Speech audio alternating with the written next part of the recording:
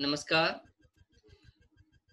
मैं Mayank Bhargava, assistant professor MLT college Saharsa आपका स्वागत करता हूं। आज हम लोग वैज्ञानिक तथा तकनीकी शब्दावली निर्माण के सिद्धांतों से परिचय स्थापित करेंगे, जो स्नातकोत्तर हिंदी सेमेस्टर 4 पत्र 15 का अंश है। हम जानते हैं कि जब राजभाषा हिंदी बन रही थी तो उस समय एक बहुत बड़ा प्रश्न उठा शब्दों का। यह कहा गया कि राजभाषा के रूप में अभी हिंदी के पास वह सक्षम शब्द भंडार नहीं है जिसके द्वारा हिंदी विविध ज्ञानानुशासनों की भाषा बन सकेगी। विशेषकर वैज्ञानिक तथा तकनीकी क्षेत्र में इस प्रकार के शब्दों की कमी का अनुभव किया गया। सरकार ने राजभाषा हिंदी के विकास हेतु कई प्रयत्न किए, जिनका उल्लेख संविधान में सुस्पष्ट तरीके से कर दिया गया था। संवैधानिक प्रावधानों के अनुरूप ही 1955 में संसदीय राजभाषा समिति गठित हुई थी। इसकी सिफारिशों को मानते हुए भारत के राष्ट्रपति द्वारा 1960 में एक महत्वपूर्ण आदेश निकला। उस आदेश के आलोक में वैज्ञानिक तथा तकनीकी शब्दावली आयोग की स्थापना हुई थी। इसके बहुत सारे कार्य निर्धारित किए गए थे, पर एक कार्य यह भी था कि हिंदी तथा अन्य भारतीय भाषाओं की वैज्ञानिक तथा तकनीकी शब्दावली के समेकन और निर्माण में यह आयोग महत्वपूर्ण भूमिका निभाएगा। और इस उद्देश्य से 1961 में, अक्टूबर 1961 में वैज्ञानिक तथा तकनीकी शब्दावली आयोग गठित हुआ। इस आयोग ने बहुत महत्वपूर्ण कार्य किया। वैज्ञानिक तथा तकनीकी शब्दावली निर्माण हेतु इस आयोग ने कुछ मार्गदर्शक सिद्धांतों को अपनाया। वो सिद्धांत मार्गदर्शक बने जिसके आलोक में वैज्ञानिक तथा तकनीकी शब्दावली का निर्माण हुआ, क्योंकि यह शब्दों का निर्माण मनमाने तरीके से नहीं किया जा सकता था। इसके लिए कुछ सिद्धांतों की आवश्यकता थी। तो जो सबसे पहला सिद्धांत अपनाया गया कि अंतरराष्ट्रीय शब्दों को यथासंभव उनके प्रचलित अंग्रेजी रूपों में ही अपनाना चाहिए और हिंदी व अन्य भारतीय भाषाओं की प्रकृति के अनुसार ही उनका लिप्यंतरण करना चाहिए। निर्माण की चर्चा करते हुए हम लोग जानते हैं कि ग्रहण भी उसका एक महत्वपूर्ण अंग है। तो इसलिए यह कहा गया इस प्रकार के शब्दों के लिए कि जो उनका प्रचलित अंग्रेजी रूप है, क्योंकि यह भी सवाल उठा था कि यदि ग्रहण होगा तो आखिर किस भाषा से होगा। अंतरराष्ट्रीय शब्दावली तो कई देशों में कई प्रकार की है। तो इसलिए इस आयोग ने स्पष्ट किया कि जिन शब्दों का ग्रहण करना है वो हम उनके प्रचलित अंग्रेजी रूप अपनाए जाएंगे और उनका लिप्यंतरण, अर्थात यदि देवनागरी लिपि में उसको लिखा जाएगा और कोशिश की जाएगी कि यह लिप्यंतरण हिंदी और अन्य भारतीय भाषाओं की प्रकृति के अनुरूप हो। और इसलिए हम देखते हैं कि बहुतेरे शब्द ऐसे प्रयोग में आते हैं जो जिनका निर्माण हिंदी में नहीं किया गया, क्योंकि यह भी एक सवाल था। कुछ विद्वान इस मत के थे कि अधिकतर शब्दों को संस्कृत धातुओं के आधार पर बनाया जाए।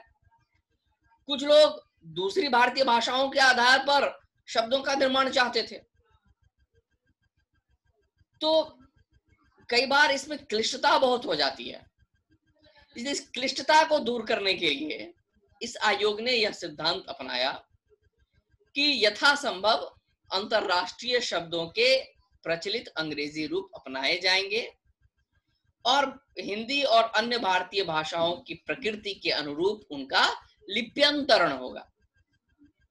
अब जैसे कहां कहां से ये शब्द ग्रहण किए गए, इसके कुछ उदाहरण, जैसे तत्वों और यौगिकों के नाम, जैसे हाइड्रोजन, कार्बन, कार्बन डाइऑक्साइड आदि।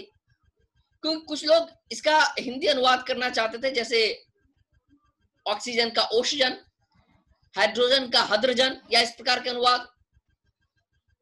लेकिन इस आयोग ने, वैज्ञानिक और तकनीकी शब्दावली आयोग ने यह सिद्धांत अपनाया कि नहीं, हम इनका अनुवाद नहीं करेंगे, इस भाषा का निर्माण इन शब्दों के लिए अलग से नहीं करेंगे, बल्कि जो प्रचलित शब्द हैं अंग्रेजी के उनको अपनाया जाएगा। और जैसा कि आप देख रहे हैं, इसको देवनागरी लिपि में इस प्रकार से लिख लिया जाएगा। उसी प्रकार तौल और माप की इकाइयां और भौतिकी परिमाण की इकाइयां, जैसे कैलोरी, एम्पियर, इस प्रकार के शब्दों को भी ले लिया गया। ऐसे शब्द जो व्यक्तियों के नाम पर हैं, जैसे फॉरेनहाइट से शब्द ना, फॉरेनहाइट तापक्रम, वोल्टा के नाम पर वोल्टामीटर, एम्पियर के नाम पर एम्पियर। तो वहां तो भाई किसी कारणवश, या तो आविष्कर्ता के नाम पर या अन्य कारणवश, यदि किसी के को श्रेय देते हुए कोई नामकरण किया गया है, तो उसके परिप्रेक्ष्य में तो नया शब्द गठित करना बहुत मुश्किल करने वाला होता, या बहुत अच्छा भी नहीं होता। तो इसलिए इस प्रकार के शब्दों को ले लिया गया। वनस्पति विज्ञान, प्राणी विज्ञान, भूविज्ञान आदि की द्विपदी नामावली, यानी जिसमें दो पद हो, उनको भी यथारूप ले लिया गया। ऐसे शब्द जिनका आम तौर पर सारे संसार में व्यवहार हो रहा है, जैसे रेडियो, पेट्रोल, रडार, इलेक्ट्रॉन, इस प्रकार के शब्द। जैसे इस वस्तु को यदि पूरे संसार में रेडियो ही कहा जाता है, तो यह माना गया कि भाई राजभाषा वैज्ञानिक एवं तकनीकी शब्दावली आयोग जब राजभाषा हिंदी का विकास करेगा, तो उसमें भी रेडियो शब्द ही ले लिया जाएगा, उसके लिए अलग से शब्द बनाने की जरूरत नहीं समझी गई। फिर एक और चीज इसमें कि गणित और विज्ञान की अन्य शाखाओं के संख्यांक, प्रतीक, चिन्ह और सूत्र, जैसे साइन, कोसाइन, टेंजेंट, लॉग, इन सबको भी ले लिया गया।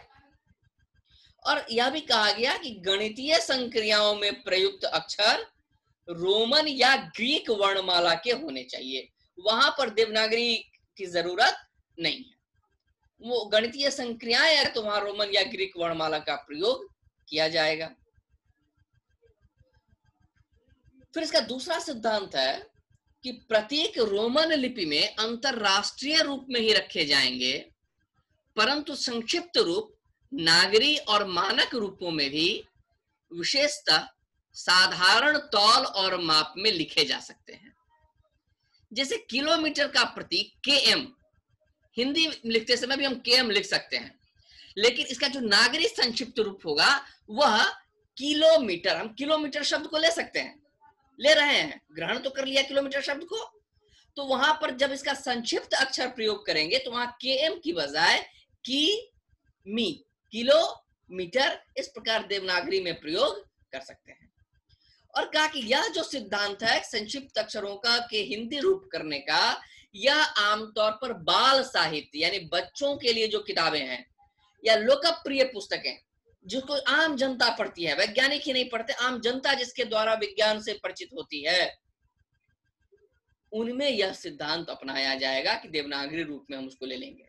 लेकिन विज्ञान और शिल्प विज्ञान की मानक पुस्तकों में केवल अंतरराष्ट्रीय प्रतीक का प्रयोग होगा, जैसे km, किलोमीटर के लिए अगर संक्षिप्ताक्षर लिखना है तो वहां km का ही प्रयोग हम करेंगे।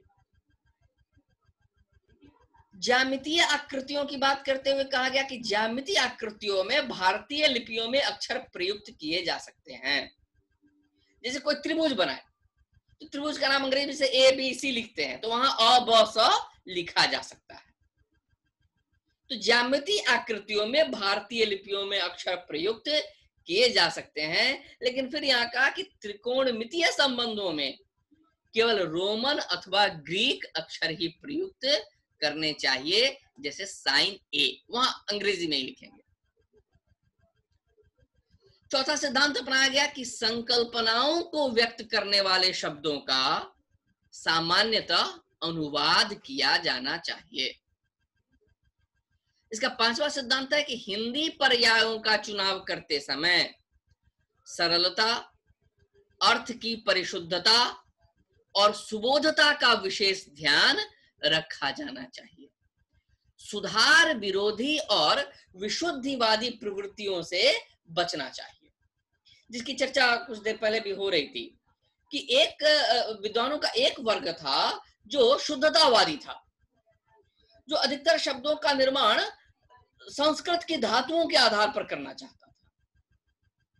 तो इस आयोग ने कहा कि नहीं, जब हिंदी किसी शब्द के लिए हम हिंदी पर्याय का चुनाव कर रहे हैं तो यह सिद्धांत भी सामने रखेंगे कि वह अपेक्षा सरल हो और दूसरे अर्थ की परिशुद्धता हो। ऐसा ना हो कि भाई संस्कृत धातु से शब्द बनाने के चक्कर में हम उस शुद्ध अर्थ को व्यक्त नहीं कर पा रहे हैं, क्योंकि वैज्ञानिक भाषा की सबसे बड़ी विशेषता है एकार्थता, निश्चितता, स्पष्टता। वह उसी अर्थ को व्यक्त करे जो अर्थ व्यक्त करना अभिप्रेत है। यहां अनेकार्थता की गुंजाइश नहीं हो सकती, निश्चित स्पष्ट अर्थ होना ही चाहिए। इसलिए कहा गया कि अर्थ की परिशुद्धता का भी ध्यान हो। फिर ऐसा भी ना हो कि इतनी कठिन संधि कर ले शब्द बनाते समय कि वह सुबोध न रह जाए। तो इसने कहा कि जो ऐसी प्रवृत्ति है जो सुधार विरोधी है, जो भाषा को आगे बढ़ाने में की बजाय और शुद्धता के नाम पर उसको क्लिष्ट बना दे, तो इस प्रवृत्ति से बचना। इसका छठा सिद्धांत है कि सभी भारतीय भाषाओं के शब्दों में यथासंभव अधिकाधिक एक रूपता लाना ही उसका उद्देश्य होना चाहिए। कि भाई कोशिश करनी चाहिए कि ऐसे शब्दों का प्रयोग हो, इस प्रकार की भाषा हो कि ज्यादा से ज्यादा एक रूपता हो जाए। यही उद्देश्य है कि सभी भारतीय भाषाओं के शब्दों में अधिक से अधिक एक रूपता आ जाए, यही उद्देश्य है। और इसके लिए ऐसे शब्द अपनाने चाहिए जो अधिक से अधिक प्रादेशिक भाषाओं में प्रयुक्त होते हो। हम देखेंगे कि कितनी ज्यादा भाषाओं में कौन सा शब्द प्रयोग हो रहा है, क्योंकि जितनी अगर अधिक भाषाओं में प्रयोग है तो स्वाभाविक तौर पे एक बहुत बड़े क्षेत्र में उस शब्द का प्रयोग प्रचलित रहेगा। तो ऐसे शब्दों को ग्रहण करना है जो अधिक से अधिक प्रादेशिक भाषाओं में प्रयुक्त होते हो। और दूसरा, ऐसे शब्द अधिक से अधिक बनाए जो संस्कृत धातुओं पर आधारित हो, क्योंकि कुछ ही ऐसी भाषाएं हैं जिनमें शब्द निर्माण की क्षमता है। ग्रीक, लैटिन, उनके साथ संस्कृत को भी विद्वानों ने माना है कि संस्कृत भाषा में यह शक्ति है जो जिससे शब्द निर्माण हो जाए। और दूसरे की अधिकतर भारतीय भाषाओं का संबंध कहीं ना कहीं संस्कृत से जुड़ता है। तो इसलिए ऐसे शब्द बनाए जाने चाहिए जो संस्कृत धातुओं पर आधारित हो, जिससे दूसरी भाषाओं में भी उनको ग्रहण किया जा सके। सातवां सिद्धांत है ऐसे देशी शब्द जो सामान्य प्रयोग के वैज्ञानिक शब्दों के स्थान पर हमारी भाषाओं में प्रचलित हो गए हों। जैसे टेलीग्राम के लिए तार शब्द प्रचलित हो गया है, कॉन्टिनेंट के लिए महाद्वीप शब्द प्रचलित हो गया, एटम के लिए परमाणु शब्द प्रचलित हो गया, तो वहां पर फिर अंग्रेजी शब्द लेने की आवश्यकता नहीं है। तो ऐसे कुछ जो देशी शब्द वैज्ञानिक शब्दों के स्थान पर खुद अपनी भाषा में व्यवहृत होने लगे हैं, लोकप्रिय हो गए हैं, प्रचलित हो गए हैं, तो वहां पर अंग्रेजी शब्दों को न लेकर उन देसी शब्दों का ही को ही ग्रहण करना है। जैसे तार, महाद्वीप, परमाणु, यहां फिर अंग्रेजी शब्दावली लेने की जरूरत नहीं।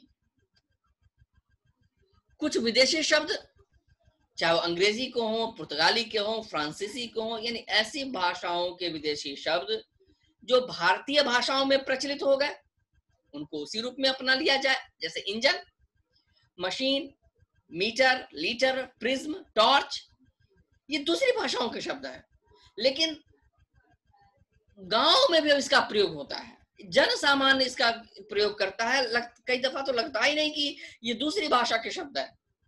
भाषा विज्ञानी ये खोज करते हैं कि रिक्शा किस भाषा का शब्द है।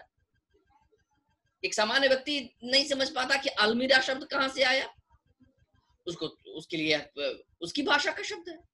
तो जो शब्द विदेशी भाषाओं के जो शब्द प्रचलित हो गए हैं उनको उसी रूप में अपनाया जाना चाहिए, चाहे वह किसी भाषा के शब्द हो। यदि फ्रांसीसी भाषा का कोई शब्द प्रचलित हो गया, जापानी भाषा का कोई शब्द प्रचलित हो गया, तो वहां फिर अंग्रेजी पर्याय लेने की जरूरत नहीं है, फिर उन शब्दों को ही ग्रहण किया जाए।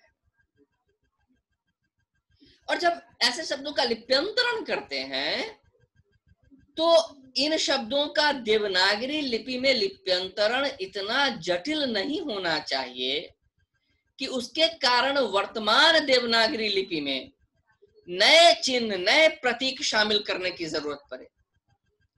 जो शब्द, जो प्रतीक, कुछ तो जैसे डॉक्टर में जो हम लगाते हैं तो वो तो शामिल हो गया, उसको मान्यता मिल गई, लेकिन फिर कहा गया कि अब ऐसा लिप्यंतरण न किया जाए जिसके लिए देवनागरी लिपि में नए नए चिन्ह जोड़ने की जरूरत पड़ने लगे। तो अंग्रेजी शब्दों का देवनागरीकरण करते समय लक्ष्य यह होना चाहिए कि ये मानक अंग्रेजी उच्चारण के अधिकाधिक अनुरूप, जो अंग्रेजी उच्चारण है, मानक उच्चारण, उसके जितने पास हम जा सकें, उसके अनुरूप हो सकें, ऐसा ही किया जाए। और अगर परिवर्तन की जरूरत पड़े तो ऐसा परिवर्तन हो जो भारत के शिक्षित वर्ग में प्रचलित हो। बहुत नएपन के नाम पर बहुत नया रूप उसका नहीं कर देना है कि उससे बहुत दिक्कत ही हो जाए। और हिंदी में तो एक बड़ा सवाल लिंग निर्धारण का होता है। अब यदि कोई शब्द हम बाहर से ले रहे हैं तो उसका लिंग निर्धारण कैसे होगा? स्त्रीलिंग में प्रयोग करेंगे या पुल्लिंग में प्रयोग करेंगे? तो इस मामले में सिद्धांत दिया गया कि हिंदी में अपनाए गए अंतरराष्ट्रीय शब्दों को अन्यथा कारण न होने पर, क्षमा चाहता हूं, यहाँ ण शब्द गलती से टंकित हो गया, ण के रूप में टंकित हो गया है, इसे न होना चाहिए। तो यदि अन्यथा कारण न हो तो हिंदी में जो अंतरराष्ट्रीय शब्द हैं उनको पुल्लिंग रूप में ही प्रयुक्त करना चाहिए। कुछ शब्द संकर शब्द होते हैं, दो या दो से अधिक भाषाओं के मिलने से बनते हैं, तो इसके लिए भी एक सिद्धांत दिया गया कि वैज्ञानिक शब्दावली में संकर शब्द, जैसे आयोनाइजेशन के लिए आयनीकरण बन जाता है, साबुनीकरण शब्द बनता है, तो ये शब्द सामान्य और प्राकृतिक भाषा शास्त्रीय क्रिया के अनुसार बनाए गए हैं, या भाषा की प्रकृति के विपरीत नहीं होने चाहिए। जो संकर शब्द बनेंगे वह सामान्य शास्त्रीय सिद्धांतों के अनुरूप बनेंगे, और ऐसे शब्द रूपों को वैज्ञानिक शब्दावली की आवश्यकताओं यथा सुबोधता, उपयोगिता और संक्षिप्तता को ध्यान में रखते हुए व्यवहार में लाना चाहिए। एक तो संक्षिप्त हो, उपयोगी हो, सुबोध हो। और चूंकि संस्कृत धातुओं से बहुत सारे शब्द बनते हैं वैज्ञानिक तथा तकनीकी शब्दावली के, इसलिए यह सिद्धांत दिया गया कि वैज्ञानिक शब्दों में कठिन संधियों का यथासंभव कम से कम प्रयोग करना चाहिए। और जहां संयुक्त शब्द बने तो संयुक्त शब्दों के लिए दो शब्दों के बीच योजक से हाइफन लगा देना चाहिए। इससे नई शब्द रचनाओं को सरलता और शीघ्रता से समझने में सहायता मिलेगी। यदि दो शब्द हैं संयुक्त शब्द, उनके बीच में हम लगा देंगे तो पता चल जाएगा कि ये शब्द बन रहा है इससे और क्या अर्थ दे रहा है। अन्यथा अगर हाइफन नहीं लगाएंगे तो शब्द समझने में कई दफा मुश्किल हो सकती है। फिर एक सवाल उठता है आदि वृद्धि का, क्योंकि संस्कृत व्याकरण के अनुसार जैसे व्यवहार शब्द है और उसमें इक प्रत्यय लगाया तो पहले आदि वृद्धि हो जाती है। व्यवहार में इक प्रत्यय लगाने से शब्द बन जाता है व्यावहारिक। जिस धर्म शब्द है, धर्म में इक प्रत्यय लगा दिए तो बन जाता है धार्मिक। इसे आदि वृद्धि का सिद्धांत कहते हैं। पहले अक्षर में वृद्धि हो जाती है। तो कहा गया कि जहां तक आदि वृद्धि का संबंध है तो व्यावहारिक, लाक्षणिक आदि प्रचलित संस्कृत शब्दों में आदि वृद्धि का प्रयोग अपेक्षित है। ऐसे शब्द जो प्रचलित हैं वहां तो हम आदि वृद्धि का प्रयोग करेंगे, वहां लाक्षणिक, व्यावहारिक इस प्रकार के शब्दों का प्रयोग होगा।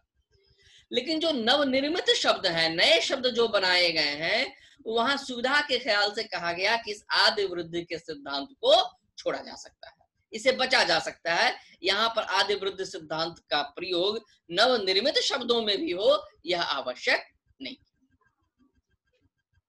और फिर कहा गया कि नए अपनाए हुए शब्दों में आवश्यकता अनुसार हलंत का प्रयोग करके उन्हें सही रूप में लिखना चाहिए। और फिर एक सिद्धांत दिया गया कि पंचम वर्ण के स्थान पर सामान्यतः अनुस्वार का प्रयोग करना चाहिए, क्योंकि ये भी बहुत लंबा विवाद का विषय रहा है, पंचम वर्ण का प्रयोग। तो सुविधा की दृष्टि से तो अनुस्वार बहुत जरूरी चीज है, अनुस्वार का प्रयोग करना चाहिए। लेकिन कहा कि कुछ शब्द ऐसे हैं जैसे लेंस, पेटेंट, क्योंकि हर जगह हम अनुस्वार नहीं लगा सकते। जैसे हंसना धातु क्रिया है तो वहां पर चंद्र बिंदु लगाएंगे, लेकिन हंस वहां तो अनुस्वार लगाना ही होगा। तो इसी प्रकार कुछ शब्द ऐसे हैं जो हम अंग्रेजी से ले रहे हैं, लेंस, पेटेंट, तो ऐसे शब्दों का जब लिप्यंतरण करेंगे तो वहां पे लेंस में जैसे अनुस्वार से लिख रहे हैं, पेटेंट में अनुस्वार से लिख रहे हैं, ऐसा नहीं होगा।